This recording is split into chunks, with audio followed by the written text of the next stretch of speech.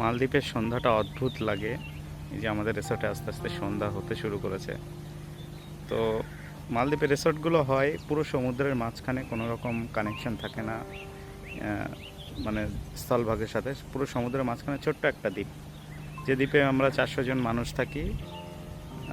ওইটুকু মাত্রই জায়গা। তো একটা প্রশ্ন থাকে, এই যে সূর্যটা পুরোপুরি ডুবে গেলে আমরা কি করব, ইলেকট্রিসিটি কোথা থেকে পাবো? কারণ এখানে তো কারেন্ট আনারও উপায় নেই সমুদ্রের ভেতর দিয়ে।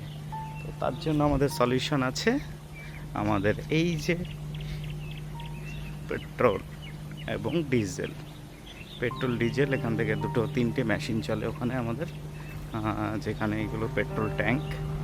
তো এগুলো সবসময় ফুল করা থাকে। এখান থেকে আমরা পেট্রোল নিয়ে, আমাদের ডিজেল মেশিন আছে সেগুলো চলে, জেনারেটর চলে, তারপরে আমাদের ইলেকট্রিসিটি দেওয়া হয়, যেখান থেকে আমরা ইলেকট্রিসিটি পাই, মোবাইল চার্জ দিতে পারি, নেটওয়ার্ক থাকে, সমস্ত কিছু।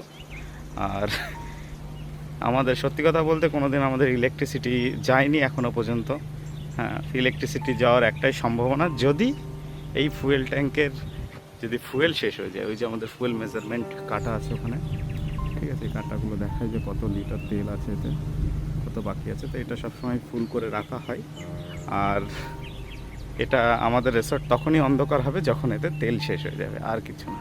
তাছাড়া আমরা সবসময় এই যে সূর্য ডুবলেই আবার আলো জ্বলে উঠবে, এই শুধুমাত্র এই ডিজেলটার জন্য। আর আমাদের রিসর্টে কত ডিজেল খরচ হয় মাসে, তার ভিডিও একটা অবশ্যই দেবো। আর ডিজেল মেশিনগুলো দেখাবো, কত বড় বড় মেশিন, সেগুলো দেবো, কত খরচ হয়, কত লিটার তেল লাগে এই রিসর্টটা রান করতে। তোর সাথে থাকুন, বাই।